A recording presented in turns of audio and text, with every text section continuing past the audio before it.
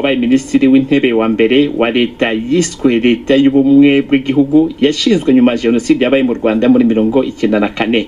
Twateguye iki kiganiro dushingiye ku nkuru yanditswe n'ikinyamakuru igihe.com cyo ku itariki ya 26 z'ukwezi kwa mbere, yari ifite umutwe wavugaga ngo uko Twagiramungu yanze gusanga inkotanyi kubera inyota y'ubutegetsi. Iyo nkuru yarakaje Twagiramungu ku buryo yagiye igihe.com inyandiko ndende asaba kuvuguruza ibyo bamwanditseho kuko yavugaga ko atari ukuri.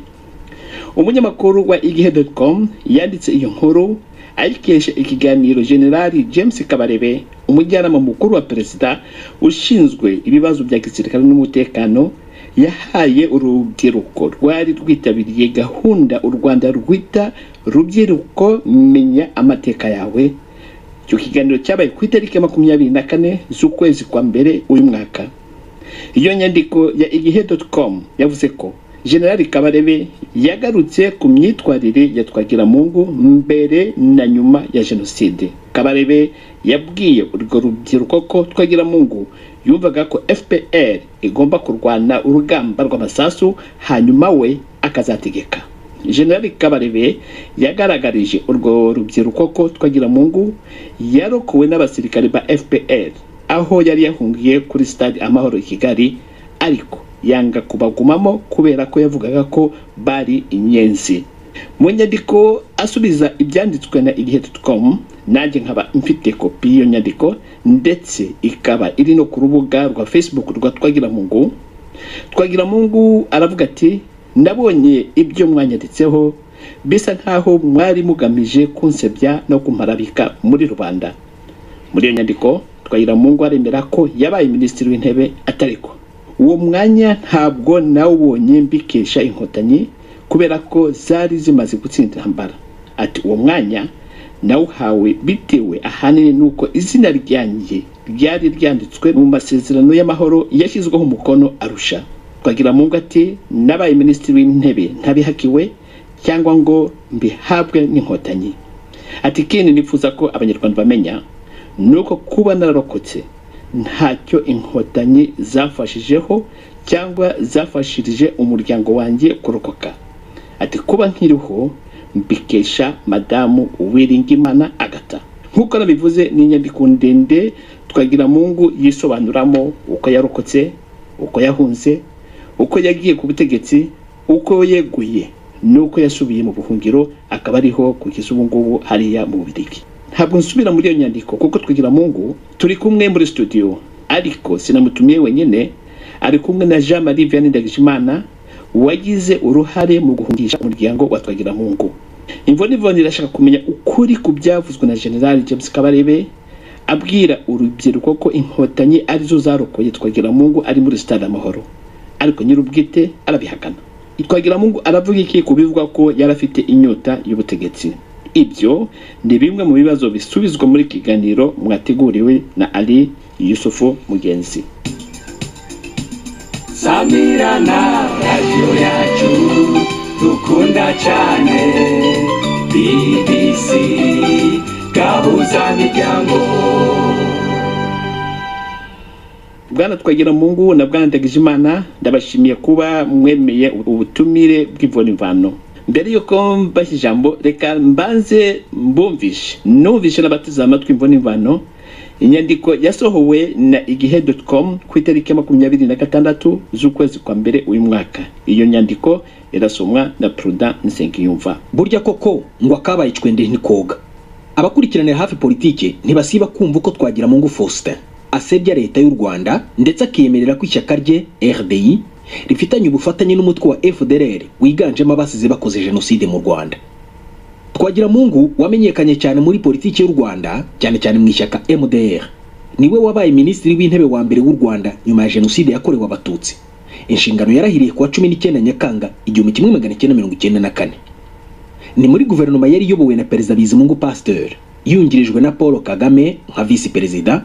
Ikaba yaragombaga kumara imyaka 5 hagategurwa amatora rusange, gusa yaje kongerwaho indi ne yo gusana igihugu cyari cyarashegeshwe na jenoside. Kwikubitiro Twagiramungu yakuye Make Karenge arahunga. uyu musaza wari mu ishyaka rya MDR kuwa 31 Kanama 1995 yeguye ku mwanya we ahita ahungira mu Bubiligi. Nyuma y'imyaka isaga 8 yisuganyiriza mu Bubiligi, Twagiramungu yagarutse mu Rwanda mu 2003 aje kwiyamamariza kuyobora igihugu nk'umukandida wigenga, ntiyahirwa kuko yatsinzwe na Perezida Kagame ku majwi 95%, we agira 3.62%. Benshi bumva uburyo asebya leta y'u Rwanda bagakeka ko ari ibya none cyangwa se bakibaza impamvu yabyo, kandi ari mu bantu bakagombye kuyishimira kuko yarokowe n'inkotanyi ndetse akagirwa minisitiri w'intebe. Mu kiganiro yahawe urubyiruko rwo mu majyaruguru rwitabiriye gahunda ya Rubyiruko menya amateka yawe kuwa 24 Mutarama 2019, umujyanama mukuru wa perezida ushinzwe ibya gisirikare n'umutekano General Kabarebe James yagarutse ku myitwarire ya Twagiramungu mbere na nyuma ya jenoside. Twagiramungu wabarizwaga muri MDR kimwe nabo mu yandi mashyaka ya PSD bahuriraga na FPR mu biganiro byaberaga ku Murindi mu gihe cy'imishyikirano. General Kabarebe yavuze ko Twagiramungu nubwo yajyaga muri ibi biganiro yari yifitemo ko FPR igomba kurwana urugamba rw'amasasu hanyuma wakazategeka. Ati ni wa wundi wari ufite ibitekerezo byo kuvuga ngo FPR rwane jewe nzategeke, kuko yo ntizi gutegeka izi kurasa gusa. Twagiramungu yarokorewe muri Stade Amahoro, yanga kugumana na FPR. Mu gihe cya jenoside yo mu 1994, Twagiramungu ari mu bahungiye muri Stade Amahoro, ahari ingabo za Loni zari mu butumwa bw'amahoro mu Rwanda, MINUAR.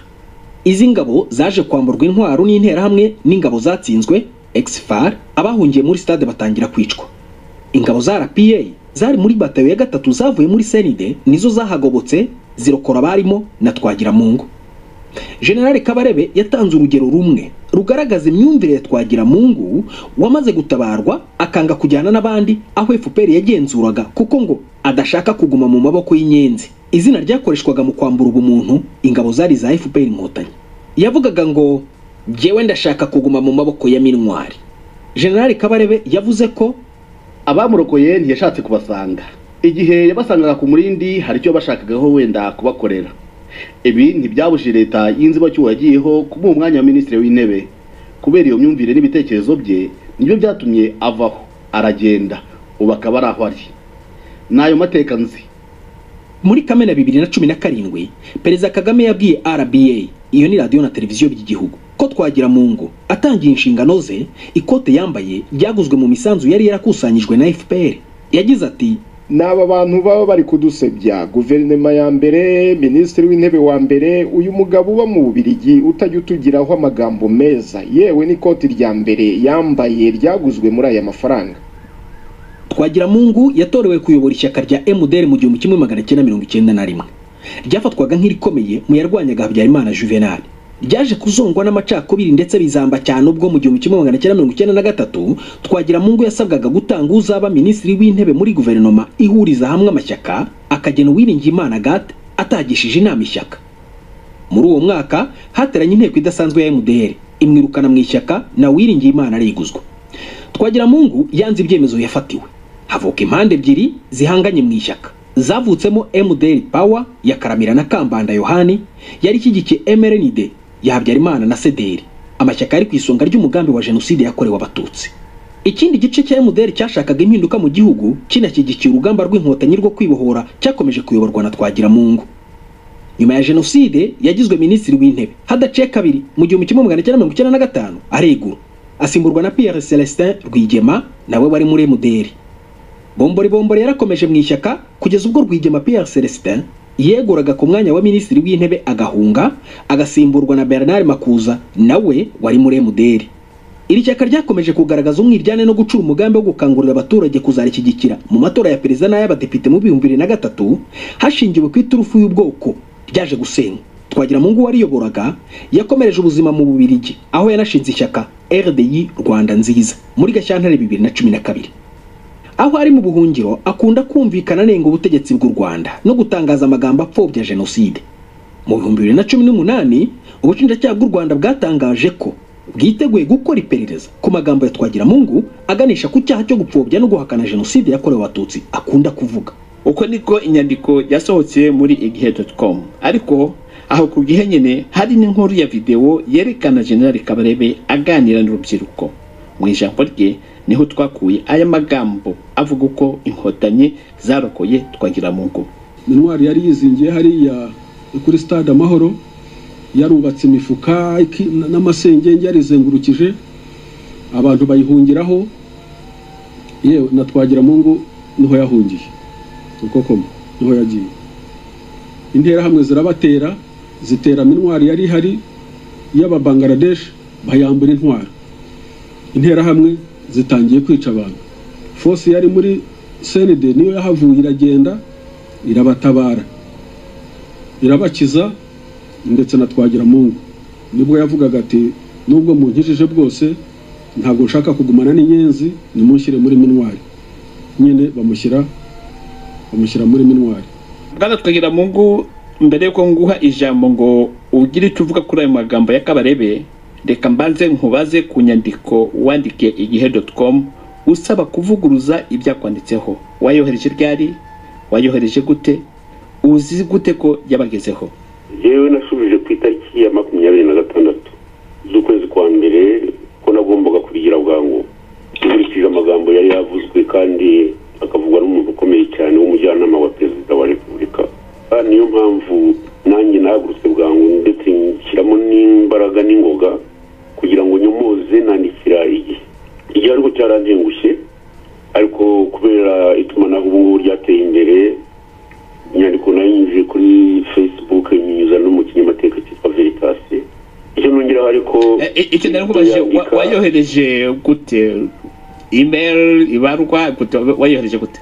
Ubundi ikinyamateka yo cyanditse kikakwandikaho, ureba adresse yacyo ukababwira ko ibyo banditse utabyemera. Abandikiye niyo rero vuga ko ibyabo banyandikiye ntabyemera, byandika mbinyujije kuri site yabo, nta kintu rero bigeze bansubiza. Tujye ku ijambo umaze kumva James Kabarebe yabwiye urubyiruko i Kigali, baragukijije, wari muri stade Amahoro, baragutabara, ariko wanga kubana nabo kubera ko wavugaga ko ari inyenzi. Ndagira ngo mbwire abanyarwanda ko muri politike nagiyemo, abo narwanyaga mu gihugu ni ukuvuga ko twashakaga demokarasi, narwanije abantu kubarwanya ku buryo bwa politike, sinigeze fata intwaro, kugeza n'ubu nta ntwaro nafata mu ntoki, ariko numvaga ko ibintu bya MRND bigomba guhinduka, tugashaka demokarasi. Icya kabiri ni ukuvuga hari ikibazo cy'inkotanyi, nkazifata nk'impunzi, mvuga nti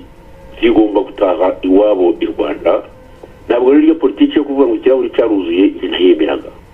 Kuba naravugaga ayo magambo abenshi ntibabyumvise neza, wagira ngo muri politiki nagiyemo nabaye nk'agapira k'itenesi, inkotanyi zigakubita n'abari mu gihugu icyo gihe bari muri guverinoma cyangwa abo twari duhanganye mu bya politiki atari ukurwana, nabo bagakubita. Abo mu Rwanda baravuga bati Twagiramungu ni inyenzi kabuhariwe, nta no kuba twamugirira icyizere, ndetse abantu bakandika ko bakeka ko ntari n'umunyarwanda. Byarantangaje cyane numva amagambo avugwa na Kabarebe, kuko ngewe numva barantabaye kubera ko nabagiyemo, ahubwo kumva ko nahemutse kuba narakoze mbese ibyo nashoboye gukora. Ntabwo rero yewe nigeze n'umunsi n'umwe icarana n'abantu bo mu nkotanyi ngo tujye inama, nta wundi muntu uhari. Nta nubwo nigeze ngiye Kampala cyangwa se ahandi ngo numvikane n'inkotanyi. Nigeze kwicarana n'inkotanyi n'igihe bagaragaza yari afite misiyo yahawe ku buryo nabwo butumvikana, aje kumvikana n'inkotanyi. Ndavuga bagaragaza Tadeyo wahoze ari komiseri cyangwa se perezida wa komisiyo politike mu ishyaka rya MDR. Yasanze hani Buruseli naje mu yindi misiyo kandi ngomba no gutaha hari kuwa kane, arambuza ati witaha tuzajya kubonana n'inkotanyi. Ubwo uribuka hari ryari Bwana Twagiramungu? Ukwezi ntabwo ngwibuka neza, icyo nzi nuko umuntu ashobora kubigenzura akareba kuko byateye imvururu cyane, bavuga ko natanze byumba. Ariko icyo gihe cyari gihe cy'intambara nyine RPF Rwanda, cyari gihe cy'intambara rero yari yatangiye. Icyo gihe rero bavugaga ko mu by'ukuri Twagiramungu hari amagambo yavuze, ibyo navuze nabivuze rumvuye muri iyo nama hano i Buruseli. Iyo nama yari yarayobowe n'abagaragaza, aje kubonana n'inkotanyi zarimo Rutaremara, zarimo na Kanyarengwe, sinzi n'abandi. Sinigeze menya nuko iyo ntambara cyangwa se iyo nama yari yarateguwe. Inama rero ikaba yarateguwe n'umugabo witwa Birara uriya wahoze ari guverineri wa banki, yongorera cyane cyane umupadiri witwa Butu w'umugezi witi ngo wabigishije we n'abagaragaza ahari ko bagomba kuzaza bagahura n'inkotanyi kugira ngo barebe bumvikane. Iyo nama rero tuyirangije ni nabwo inkotanyi zafashije Byumba. Kanyarengo yaraduherekeje atugeza ku kibuga cy'indege, abuze ibyo atubwira atujyana hirya ati niko ati mwamenye ibindi inshuti bihe ngo twebwe twafashe Byumba da bumve. Tugeze mu Rwanda birumvikana ko abantu bashatse kutubivugaho Radio Rwanda, tujya kuri Radio Rwanda barahakana ngo bagishatse kutubaza, no kuvuga bari bagiye muri delegation y'Uruseri. Noneho umugabo witwa Bicamumpaka w'umunyamakuru arambaza ati ariko biriya bintu byanyu byumvikana, muravuga ko muvuye kumvikana n'inkotanyi uburyo intambara yarangira bagafata Byumba. Icyo kibazo rero nagishubije namubwira nti niyo Byumba yafatwa ntabwo bizatubuza gukomeza gushaka uburyo bwose amasezerano yakuzuzwa bagataha mu Rwanda batarwanya. Mbivuze rero hari uwo yagiye kubibwira babikwiza isi yose abari ko mvuga nuko twagira mu yavuze ko niyo Byumba yafatwa gusa nta kindi bongeraho. Bityo rero nkabangira ngo mvuge ko kuri iki kibazo cyawe ntabwo nigeze mvugana n'inkotanyi rwihishwa, ntabwo inkotanyi zigeze zigira icyo zimarira mu biriya bintu byabaye mu Rwanda gusa. Icyo uzi ni uko zashatse kunyica. Ariko turasubira kukurokora Bwana Twagiramungu, wari muri Stade Amahoro zirakurokora ntabwo reka mbigereho gatoya nyine. Nicyo kinambabaza cyane kuko uko bibaza gutyo nuko bivuga uti barakurokoye niko abantu benshi babizi kuko byavuzwe n'umuntu ukomeye cyane twakabarebe. Reka rero ngiye mvuga ibyanjye. Yewe indege imaze kugwa akomeje kuvugana na Daleri, ukomeza no kuvugana na Madamu Uwiringiyimana. Madamu Uwiringiyimana aho ngabwo Twagiramungu ugiye gusobanura uko arokotse. Icyo nashaka kukubaza, urahakana neza ko inkotanyi zitagokuye muri Stade Amahoro? Ntabwo narahira ngo reka ngo nshurike icumu ngo mba nica umwami ngo ndakagira gute ngo ndacica perezida bimwe bya kera. Yewe narahira gusa ku izina ry'Imana rurema. Ibyo bavugaga Imana yaremye ijuru n'isi sinigeze nkizwa n'inkotanyi, sinigeze nkoza n'ikirenge muri stade aho ngaho abantu bari bateraniye abo bahungiye na rimwe. Uko nahunze narabibandikiye mu gihe nuko batashatse kubyumva. None wabyadikiye mu gihe ubu uravugana na BBC imvugo n'imvano bisoba wahunze gute, warokotse gute? Uko narokotse nibyo nshaka kugira ngo mbabwire kuko nakomeje kuvugana na Daleri. Ubwo uravuga mu ijoro ry'itariki ya 6 tariki ya 6 indege imaze kugwa nta muntu wasinziriye, arije arawo twashakanye ari abana banye nta n'umwe wasinziriye, twari dutegereje gupfa gusa. Abo ngabo muri Emerende bose barihishe, nta n'umwe ubu nahamagaye abo nari nzi sinshaka kuvuga amazina yabo bigeze banyita, nabo ngo bari bahunze niko numvise. Numva ko bamwe bagiye muri ambasade z'Abafaransa, numva ko abandi bagiye muri kwa ambasaderi w'Ababiligi. Abana banjye n'uwo twashakanye bagiye kwa ambasaderi w'Ababiligi arabirukana. Cyumvikane gityo nakomeje kukigira ibanga ariko cyumvikane gityo abana banjye barabirukana. Ubwo bwarakeye nyine noneho mu rukerera Madamu Uwiringiyimana aratelefona ati mbabarira gato aho ngaho ntuvuga mu nyandiko yawe uvuga uti kuba nkiriho mbikesha Madamu Uwiringiyimana Agatha. Nibyo ngiye kuvuga rwose. Okay. Bwa mbere yaratelefonnye bambwira ati Rucogoza Faustin bamaze kumwica n'abantu bose bari baje kumusura, murabizi byari mu minsi ya Pasika, ati bose babishe. Ati usinze ukuntu tubigenza. Nta kintu twashoboraga gusubiza ko nta muntu wigeze adutelefona ati mwakira turabakiza biragenda bike. Na telefoniye na General Augustin wenda mubura mu byukuri baza kumbwira ko ngo yari yagiye utarahari sinamenye. General Augustin kwandizira y'Ikinyarwanda Ndindirimana. General Augustin Ndindirimana niwe na telefoni ndamubura kuko nabonaga ari umuntu ukunze gushyira mu kuri. Nta wundi rero nigize telefona kuko abandi numvaga nta nicyo bamarira. Ngajya muri aba Bangladesh se biragenda bite bati ntabwo tuzi uko bigenda nibo bandikaga baricu. Abo Bangladesh mwari mwahuriye he? Umenya ko ndimo ndabisobanura neza. None mfite abantu bandinda b'abasirikare kubera ko tumaze gushyira umukono ku masezerano y'amahoro twashyizeho umukono Arusha bampaye abantu bo kundinda babanje kumpa abanyarwanda gusa bukeye bampa n'ababirigi baza gusimburwa nabo ba Bangladesh. Ubwo rero rege bayirashe abo Bangladesh ari wowe wanjye. Ubwo wari utuye hagana he mu Rwanda? Mu Rwanda nari ntuye haruguru y'ishuri bita Lycée Français, hakaba hari munsi y'aho musenyeri wagaragaye intumwa ya papa yabaga. Umuntu yahinjire yajyaga iwanjye anyuze ku ruhande aho bita Hotel Kiyovu. Ubwo rero byabaye aho ngaho nyine twebwe ko dutegereje urupfu niba Jogobera amaze gupfa nakubwiye ko byari mu hafi mu masaa 12 za mu gitondo, ariko bigeze mu masaa 5 ibintu byarakomeye twumva bakomeje kubasa cyane. Noneho umadamu Uwiringiyimana niwe wa telefoniye iwanjye ahitabye umugore wanjye aramusubiza reka ngushakire Faustin. Ati wimushakira ati mubwire ahungi bagiye kutumara. Nta bindi nafashe nari umwe nari nambaye rimbuka urugo ngo kuri uwo muzungu wa Care International. Muri abo basirikare ba Bangladesh banindaga bo narabaje ndetse mbere yuko madamu Uwiringiyimana ampamagara.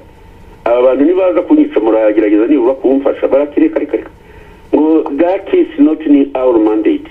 Numva ryo ni cyatumye nsimbuka kuko numva ko ntamuza kundengera. Ikindi nuko hari umusirikare, uwo musirikare naramushatse naramubuze bagomba kuba ari baramwishe cyangwa se yarguye muri Kongo. Twari tumaze iminsi tuganira kuko kinaganiraga nabo. Arambwira ati haramutse hagize ikintu kiba ati hariya niho wasimbukira. Aho yanyeretse niho nasimbukiye ngo muri jardin ko muzungu. Umuzungu rero aranyakira nta kibazo yanteye. Ariko hashize akanya atelefona muri ambasade y'Abanyamerika. Niwe wabimbwiye ati maze gutelefona ambasade umugore wari ushinzwe yari nk'umuntu mbese usimbura ambasaderi nuko mvuze kwibagirwa izina rye. Niwe wamushubije amubwira ko ibyo bintu bishyize mu byo kunyakira bishobora kumerera nabi. Umuzungu niwe wabimbwiye ati arambwiye ko nibamenya kuri hano bakaza kukwica nanjye barangiza. Ndamubwira ngeza telefone ambasaderi Rawson. Ambasaderi Rawson w'Abanyamerika kuko nzi telefone ye mu mutwe. Ndamubwira hano naje nawungiye ku muntu wanyu director wa Care International.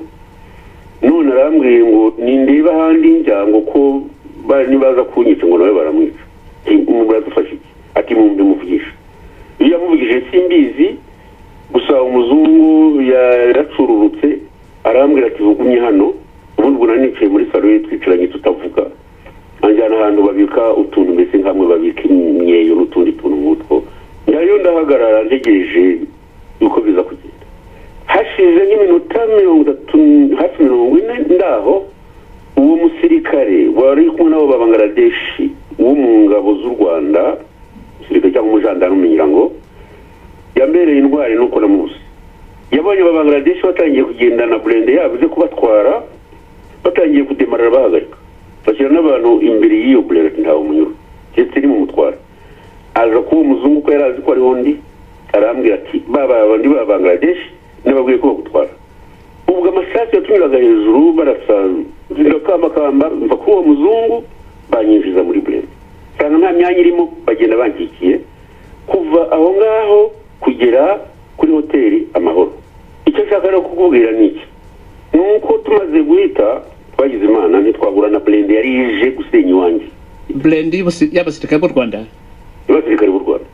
Cyangwa tumaze guhita ikindi nakongeraho nuko yageze iwanjye uwo musirikare nakubwiye w'umunyarwanda yakijije umuryango wanjye abana banjye abajyana ku muhindi witwa Kishoru.